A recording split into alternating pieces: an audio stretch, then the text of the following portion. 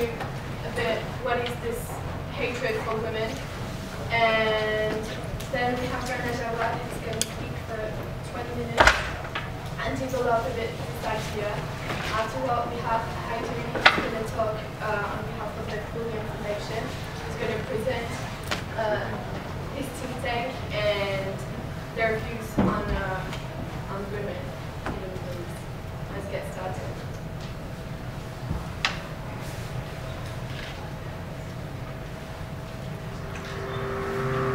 How bad is life for women in the Arab world?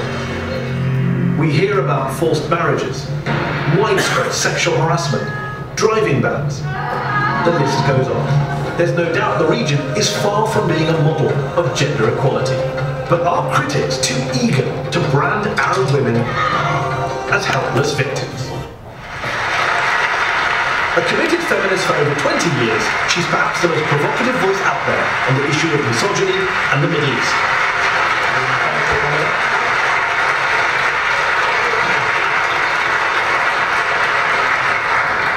Mona, is your view that there is a war being waged on women in the Arab world?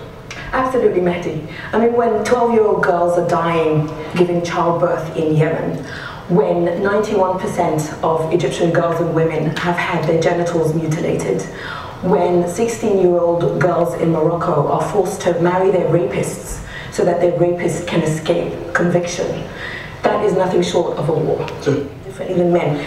The women in Tahrir Square, or the women in the various squares, whether they were in Yemen, or in Bahrain, or in Tunisia, or Libya, or Syria, when they looked that dictator in the eye and they managed to get rid of Ben Ali Mubarak, etc., they then looked, to the right, and to the left, and they realized that if the regime oppressed us all, our society oppresses us as women. And this is where our double revolution comes in. To read it. Just review for me briefly what your argument is in the piece. My argument is very simply, in Egypt we removed Hosni Mubarak, the president that oppressed us for 30 years. What I want to see happen as an Egyptian who loves my country dearly is for us to remove the Mubarak in our mind, the Mubarak in our bedroom, and the Mubarak in our street. Mubarak oppressed all Egyptians, but Egyptian society oppresses women. There is a hierarchy of oppression here, and I'm talking that oppression is misogyny. So I'm saying that the revolution that began with a man in Tunisia, Mohamed Bouazizi, who set himself on fire, will be completed by women, because women in the Arab world do have agency, because they've gone out to the revolutions, have taken part in them, have suffered and paid a huge price for them, and they continue to fuel those revolutions. We, the women, will complete those revolutions. Identity. So Mona, let me start with you. You want to extend this ban across the world. Do you agree with President Sarkozy that merely because somebody wants to dress like this, they choose to dress like this, they shouldn't be permitted to do so? You know, Elliot, I detest Nicolas Sarkozy. I consider him right-wing and racist, but I also detest the niqab and I detest the face veil. And I say this as a Muslim woman.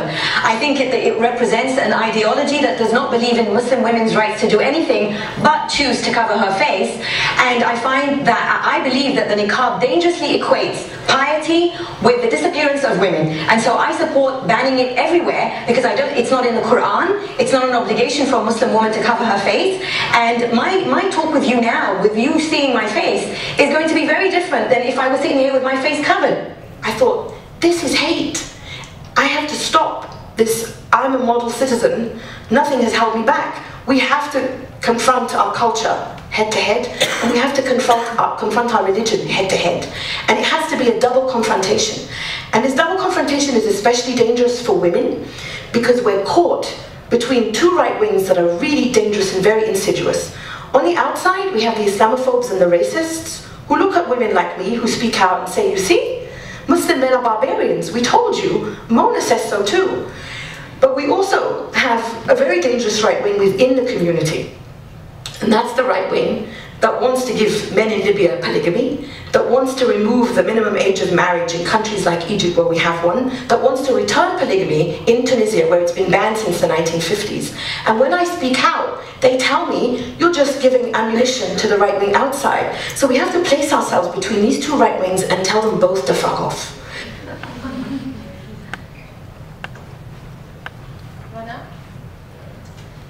I'm a lecturer and you name it. Thank you for inviting me. It's really nice to be here. I don't know if I know any of you students. I'm in the Department of Social Policy Sciences. I'm a senior lecturer now in social policy. I have an interest in the Middle East and North Africa region, and I look at a little known area which has increasingly become of interest and which overlaps perhaps some of the gender issues that are being raised here, obviously from a research point of view. You may well be thinking where I'm from. I am originally Lebanese. Like a true Lebanese person, I never lived in Lebanon. I was only born there. I actually grew up in West Africa and in Sierra Leone, and then I was here in Manchester. So I am very much a mishmash of many cultures. But I think professionally, this is an interest. I have an interest in this region, and that captures my imagination, but also that keeps me busy with the research that I do. Now, I've got a few minutes, haven't I? I've got about 20 minutes. I'm not sure if I will speak for 20 minutes. But I think, so that was a bit of a long introduction, but I think partly why I was interested in coming to speak to you was because there is an educational element. I don't want to sound pedantic, and I've been at the university for 4 years now, and I've pestered many people in the management of the university to try and open up to the Middle East and North Africa region, not just in terms of recruiting more students from there, but just thinking about how we can expand what we do in education and in research and in our engagement with the region. So I'm really pleased that you've invited me, because I think it's nice to see that there's an interest in this region in the university, and I congratulate you and encourage you to continue with the efforts that you're doing. So that's a start. So it means a lot to me personally to come and meet you all. I don't teach yet fully on the Middle East in the department, because I tend to teach more research and policy, and I do a lot of admissions work. So I think it's great that you're here, and I'd encourage you to carry on with your activities, and I'd be happy to support you as I can in the future. So that's on a personal level or on a professional level.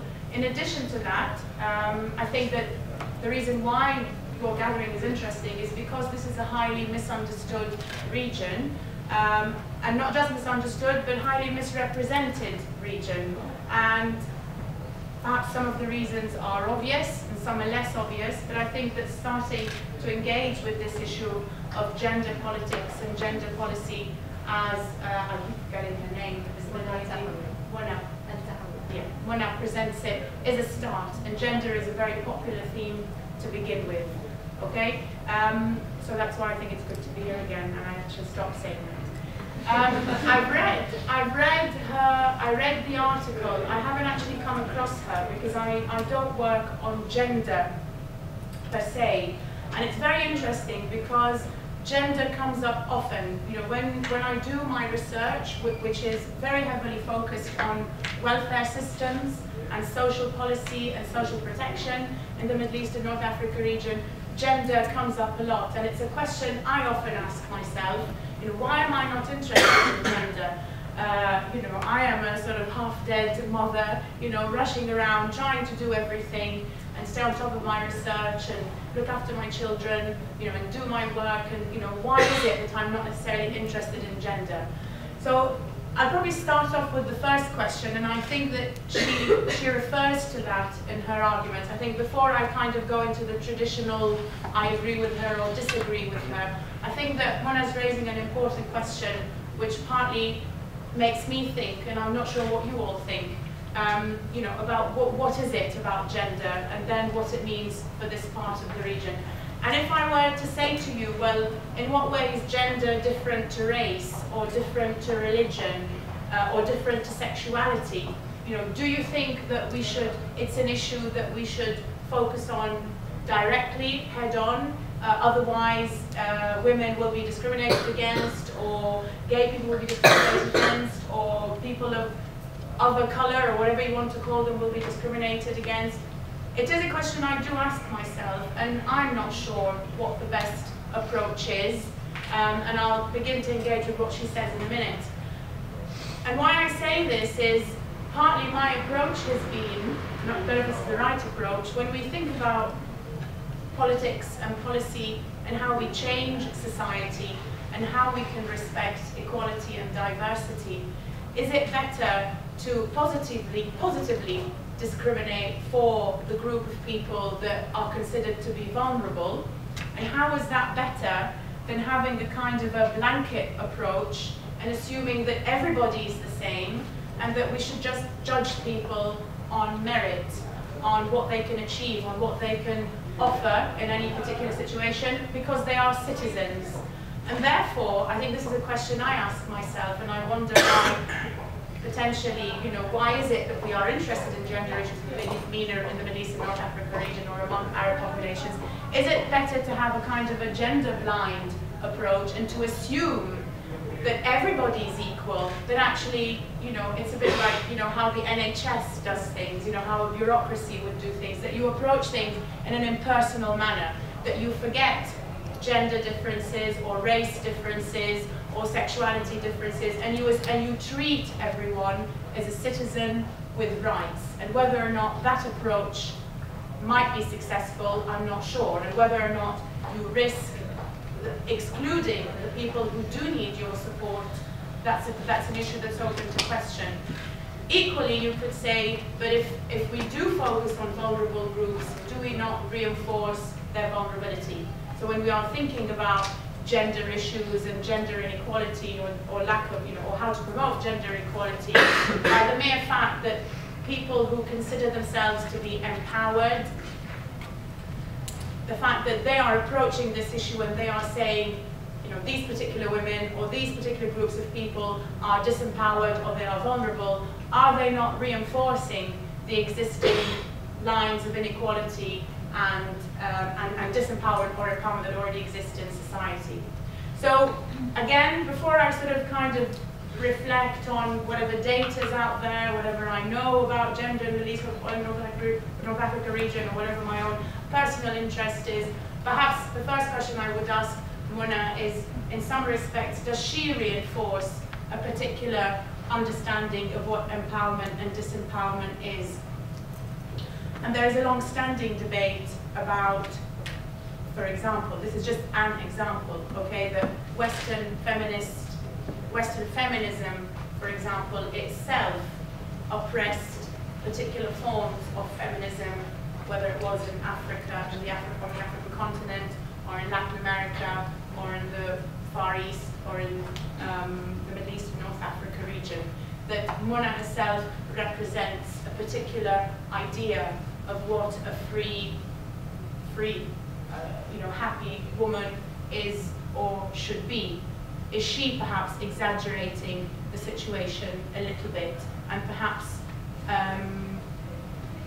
not quite, you know, I don't think she's doing it deliberately, but potentially the fact that she has gained so much attention within the media and attracted such interest, is it because she's representing a particular view of what a free woman should be, and is she possibly sort of feeding into the existing stereotypes of gender relations within a region that is already receiving a lot of bad media coverage? I think I will leave that as an open question to you, to think first of all about how we represent other groups that are vulnerable or that are viewed as disempowered, who may not necessarily view themselves in that way. That's the first thing I want to say, and I'll probably come back to this point later on. The other point I want to say, which is, you know, I think the obvious things that she raises, which there is a lot of evidence out there, and perhaps this might be something that is of interest to you later on in your studies, in your dissertations, in your general reading, which is that the evidence is kind of mixed for this. Yeah, this is the easy way out, possibly. The Middle East North Africa region does have the highest rates of unemployment in the world, and women do account for the largest proportion of that figure. So it is true that in some respects women are certainly economically disadvantaged, and they are less likely to work in the Middle East and North Africa region. And you know, you may argue that this is because of family or tribal practices, and that women are not able to participate freely in economic life. These are perhaps patriarchal societies. You know, they may have sort of the mirage of modernization. look at the Gulf countries, for example, very wealthy countries, consumerist cultures, you know, that appear to have it all, but actually they probably have some of the lowest rates of unemployment among women in the world. Okay, so there is evidence for that, and that's not so. That's something that certainly she's alluding to. She also alludes to female genital mutilation, which is very widespread in Egypt. From my understanding of this subject, is that it's primarily a phenomenon on the African continent. So I don't think we should assume that the entire Middle East and North African region or Arab culture has this practice. And interestingly enough, I hope I'm not being too indiscreet, and I'm not a theologian, but I have heard, and I think this is official information, that in Islamic teachings, the sexual satisfaction of a woman is also ground, or lack of, is also grounds for divorce if she is unhappy with her husband. So this needs to be seen within a cultural context, and we'll come to the subject of religion later on, that I do work on quite a bit myself. So there are elements of what she says, I think, that can easily sort of, you know, you can easily latch onto those and say, yes, this is true, this is what happens, but I think it's important to differentiate a little bit and not to homogenize Arab populations, Muslim populations. Arab populations are also Christian, they are also Jewish, they can also be Baha'i, I think. There's all kinds of different denominations within Arab population or Middle Eastern and North African populations. I think possibly the last 50, 60 years since the Second World War have erased a lot of the historical memory of this very diverse region. So it's important, again, international development issue. You know, all the big development agencies, from the UN to the World Bank, gender empowerment, small projects, you know, to help women set up businesses. Gender is an easy entry point and a very attractive entry point from a policy perspective within the world of international development as well. So I think it's really important to unpack a little bit a lot of the elements of what she is raising in the discussion.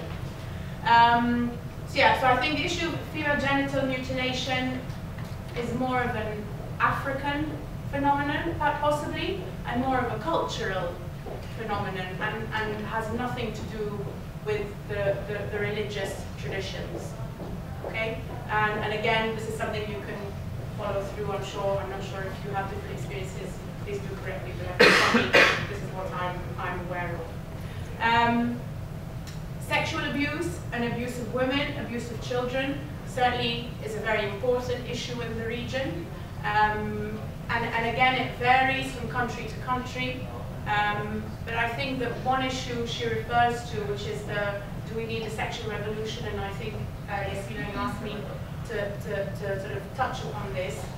There is a sexual revolution. I think it's already happened in this region, but it's swept under the carpet, and people don't, and it's not talked about because there are sexual practices that are socially looked down upon, and in a conservative society, you know, you would probably do things privately. So, for example, premarital sex, I'm sure, is not. Is not such a rare phenomenon in this region. Same-sex relations are also in existence.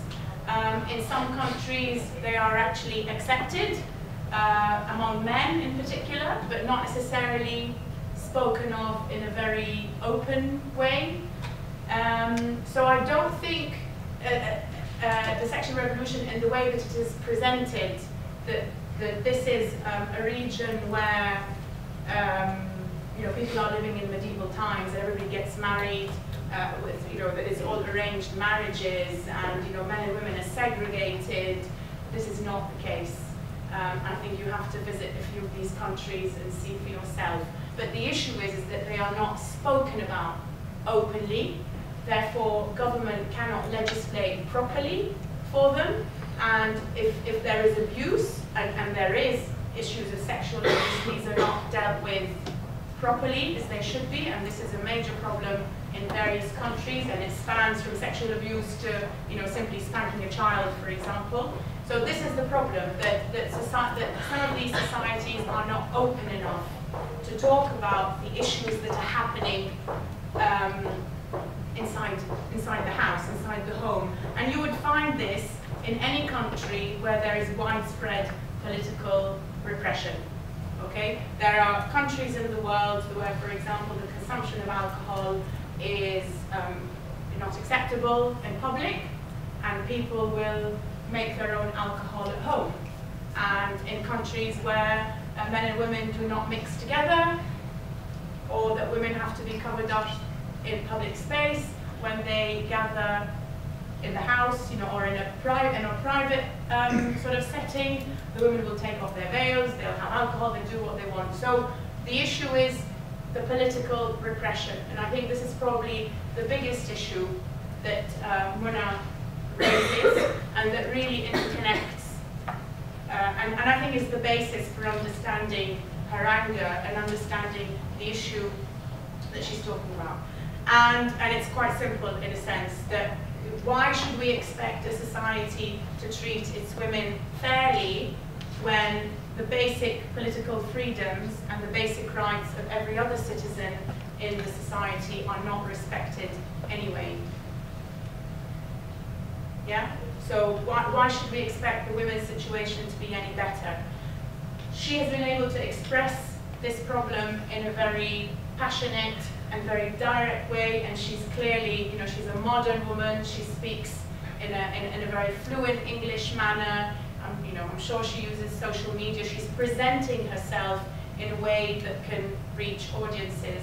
But actually, the fundamental issue that she is referring to is the difficulty of the freedom of association, yeah, of all kinds of political association or civic association, and the idea that there can be new forms of political identity or social identity within society in a lot of the Arabic and Middle Eastern countries that might well be opposed to the governments that are the ruling powers in those countries. And there is some research. I mean, you may want to look at the work of Séverine Delahaye, who's one of my colleagues in the department, and she looks at this connection between wider societal violence and violence against women. And equally, it could come out in violence against children. So for many years now, in fact, I think for decades, there's a lot of reporting on the situation on sexual violence and abuse towards women and children among the Palestinian populations in Gaza and the West Bank, for example, as a kind of a direct symptom of the general sort of oppression that they are living in. So I think that in that sense, you know, the literature is out there, and what Mona is saying is not new and is very true and is based in a reality of widespread political oppression.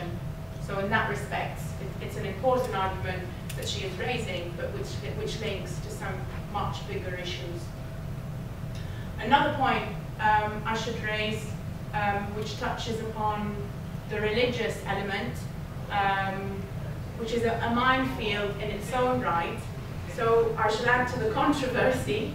The first thing I wanted to say was, well, Islam, for example, and women who are active in Islamic movements, there's a fair amount of literature out there that reports back on the role of women in some of the Islamic movements, whether it's, I don't know, Hamas or Hezbollah or I'm not sure who else. I don't know if anything's come out about IS yet. I don't know. But certainly, the idea being that some of these women are very committed to what they do within sort of for Islam or within the movements that they belong to, and this is their way of empowering themselves, and they do not feel disempowered in any way.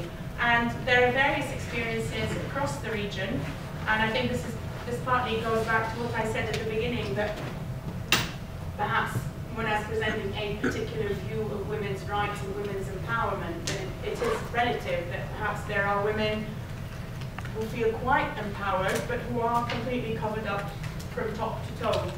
And these are you know, these are the really tricky million-dollar questions that we are all very familiar with, you know, and how do you deal with them? But there is research out there.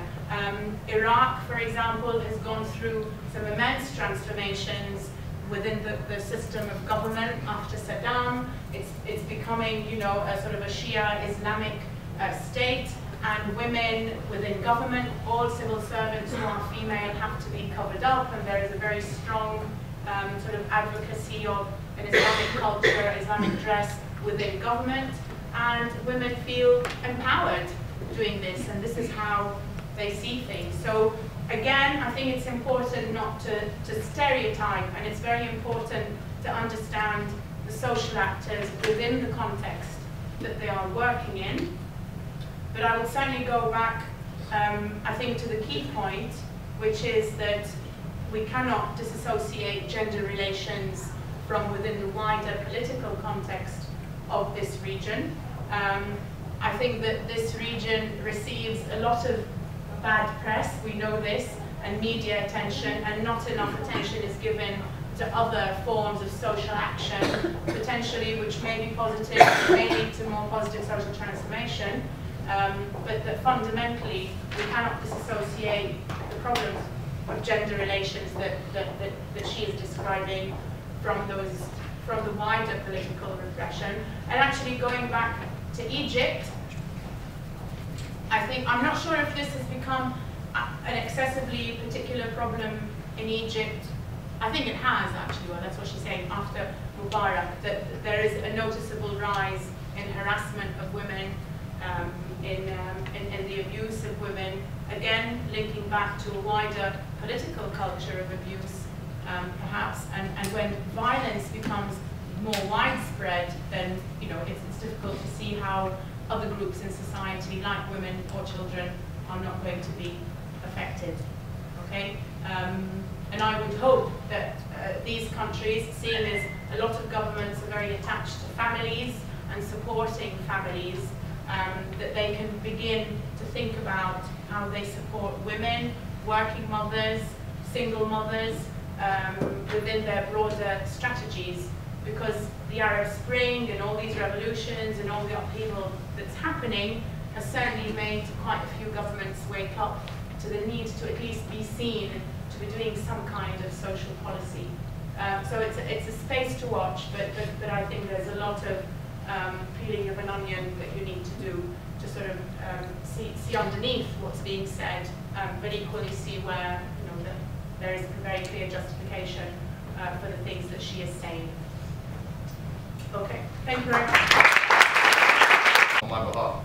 Unfortunately, she was not able to attend, and I hope very much that I can present my thoughts on a subject that's very dear to me, being that as a human rights activist, the issue of women's rights is, and that my grandmother, my hero, was an ambassador for the Egyptian embassy from Iraq, from a time and context of sexism which was potent and it still is today.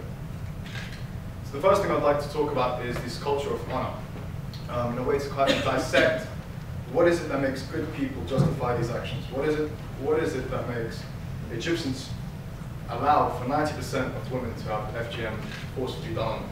What makes good people justify these actions? First, the Islamist ideology, Islamic faith, and Islamic culture, all in the Middle East, put great emphasis on the role of motherhood. A quote from the Hadith puts, heaven is under the mother's feet. So you must also ask, how can there be such a repression and hatred for women in a context which places great emphasis on the role of motherhood? Well, I believe the answer lies in this patronizing honor culture. A culture which puts great onus on the man as a provider and source of stability and security, and a fair and just society is only created when a woman is looked after and thus is a dependent. We see this awkward moral justice statements like, we men are protecting and guiding the women for their own good.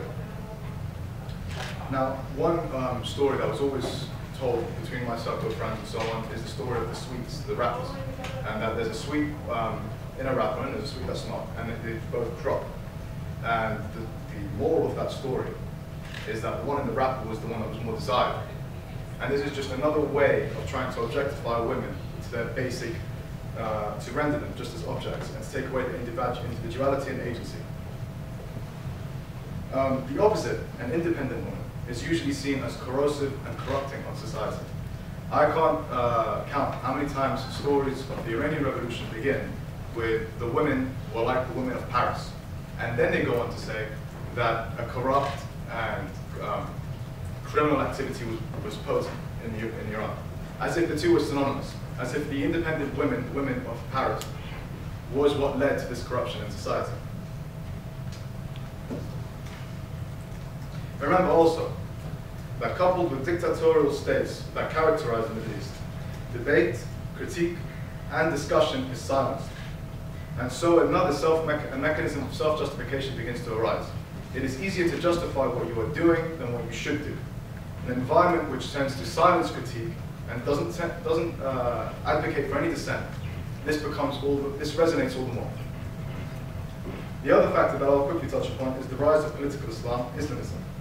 The belief of enforcing a certain interpretation of Islam on the political will of all. This has pulled people towards more conservative attitudes and has pulled people again towards creating a non-secular society which doesn't guarantee men and women same equal rights. So I do believe that there is hope to the ills of patriarchy in the Middle East. When religious scholars are stating things like, if a woman drives, and this is true, people put it on Google, if they drive, their fertility gets affected. This is what some studies scholars are saying, that if a woman drives, her fertility will be affected by it. It doesn't take a genius to understand that education will break these myths. Education will break these conceptions. Now, we have to promote the message that humans have rights, but ideas don't. And that we will challenge anyone who promotes human rights without a universal end, who says that caveats his or her perception with the word but. I believe in women's rights, but she was asking for it. But it's different for women, but she must be modest. Anyone who caveats the promotion of human rights with the word but must be challenged and debated with. For human rights has no universal end. At Quilliam, we recognize that patriarchy and repression of women do exist even in Ukraine. And Muslim women in particular are increasingly becoming marginalized by the rise of anti-Muslim bigotry and the rise of conservative and Islamist ideology.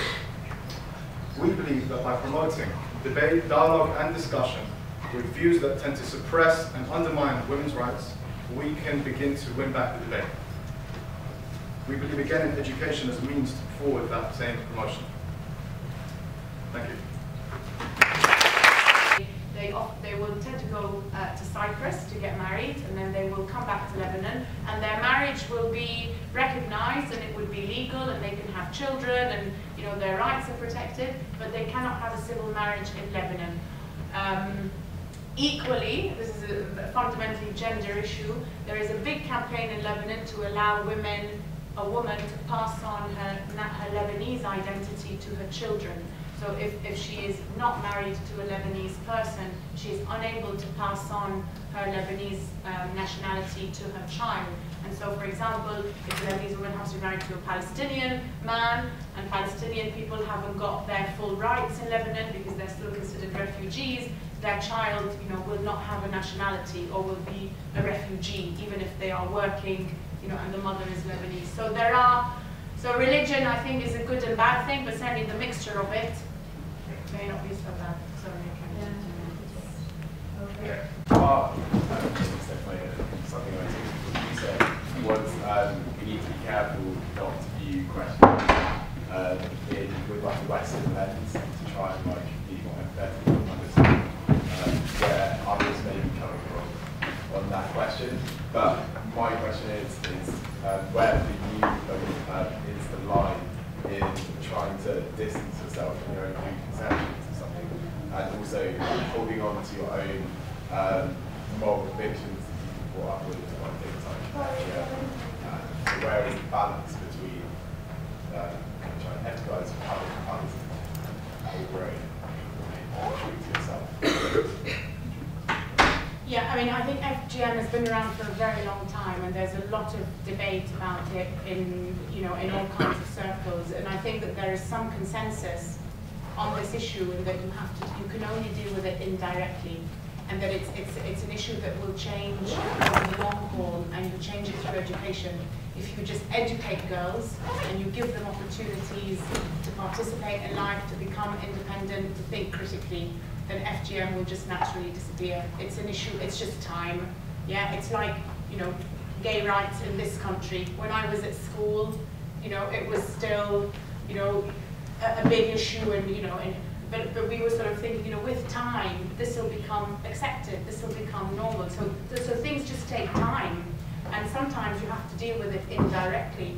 And I appreciate, again, you know, an outspoken direct critique is very important, and that does shake people up, and it's very important, to be honest, and you need this direct engagement.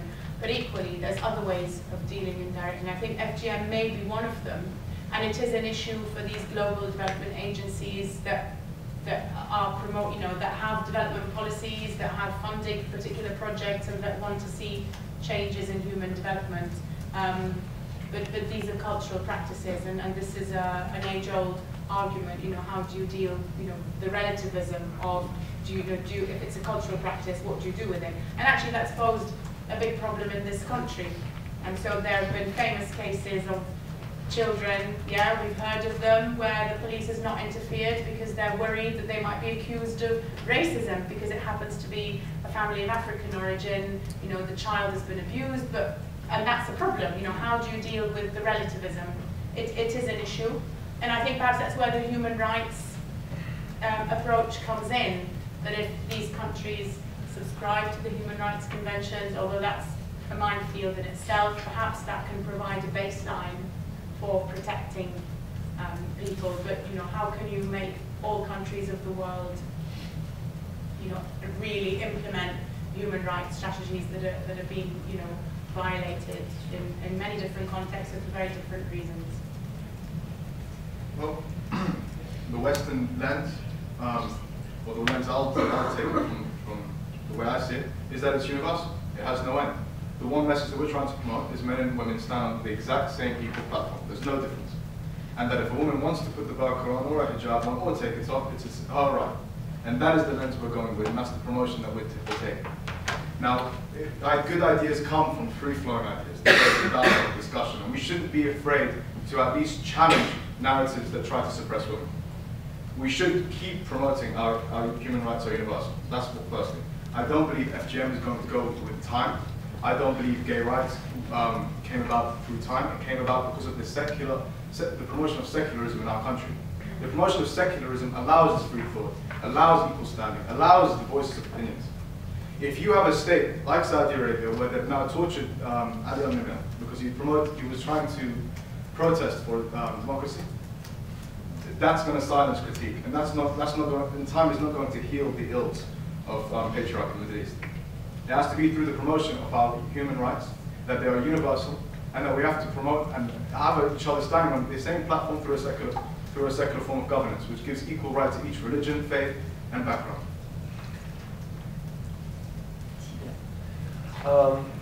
I feel like there is a big elephant in the room, and the elephant is, what is the responsibility of the West in this? Because we talked briefly about the UN, we talked briefly about global universal human rights, which is a wonderful thought, but doesn't work. And we've seen that every time since the early 2000s, the West has taken up some form of responsibility to promote democracy, global human rights, equality, fight poverty, whatever it was, it didn't work out. I'm not saying that we shouldn't, clearly. I would be a really bad person to say that we shouldn't, but what are the available strategies to do that? Practically, what, you know, beyond, even when we think of UN programs, they must be accepted by hosting states. You can't enforce global human rights. You can't impose them top down because it doesn't work. When we say it's a problem of politics, it's a problem of the government, it's a problem of long-standing families that ruled the country for 70 years, that's all true. But then we removed Gaddafi in Libya with NATO airstrikes, and things got really bad. We tried to do the same with Saddam Hussein, things went really bad, and so forth. And you know, it's a minefield. Is there a strategy? I believe the West tried to chip away at the dictatorial authority of the states in the Middle East and tried to chip away at theocratic states. The secularism will come, and that's when human rights will begin to flourish, through the freedom of ideas and promotion of human rights. So when people, I believe, say the Iran nuclear deal was a good deal, purely because Rouhani showed steps forward towards dialogue through diplomacy. And those kind of foreign policy strategies are the ones that we should be pursuing. Ones on soft power as opposed to hard power. As you say, the removal of dictators through military interventions has not worked and probably makes the situation even worse. So I would say we have to use soft power in terms of chipping away at the dictatorial authority and trying to promote secular constitutions which allow for freedom of thought and debate. And I'm sure the good ideas always win. The good idea of human rights will win. Just quick on that, surely we should be using soft power against Saudi Arabia. Because if we actually look at it, it will come back down to nothing. We should. We don't do anything to Saudi, we're allies of Saudi Arabia. And I think the fact in the Middle East region is now become, it's more of an ideology war, I guess. Because you've got Shia on one side, Sunni on one side. It's all become a proxy war for Islam itself. That's the other point on time. If you look at places like Lebanon, Jordan, etc., human rights is actually a lot better than it is in stuff. And do you think that's down to the fact that, you know, there's other religions within these countries? In the sense that Lebanon, you know, it's 40% Christian, something like 56% Islam, etc. How much are other religions then as well?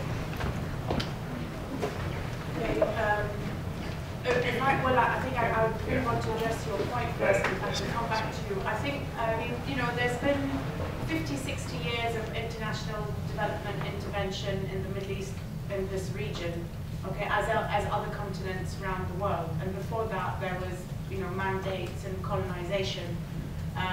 So, of course, I don't think we can sweep away the influence of history, that there's been enough good and bad interventions. And if any of you do international development, you will have heard a very famous quote, or if you do it in the future, which is that, you know, people doing international development and foreign aid are very well-meaning and they want to help. So there's a lot of good intentions. But there's a very famous saying, which is the title of a book, which is that the road to hell is full of good intentions. That, you know, you can do so much. You know, the World Bank and the UN want to do so much in this region, but we have a very poor record. You know, we may have had health improvements, we may have had education improvements, but on other matters, there hasn't been progress. So I think international intervention, there is a track record which perhaps hasn't achieved what it wanted to achieve, but equally, and I'm not sure if you were partly suggesting this, I think that we are used to blaming colonization and we are used to blaming international intervention for the problems of this region.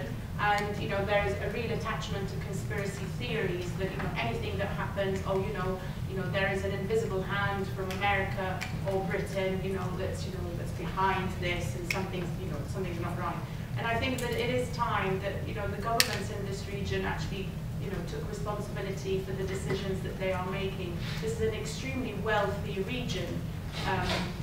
There is a lot of money there. There is industry, well, not a lot of industry, but there is a lot happening in this region. So I think it's very important, and this is where, if there is a revolution that has to happen, it has to be some kind of overhaul of the political systems.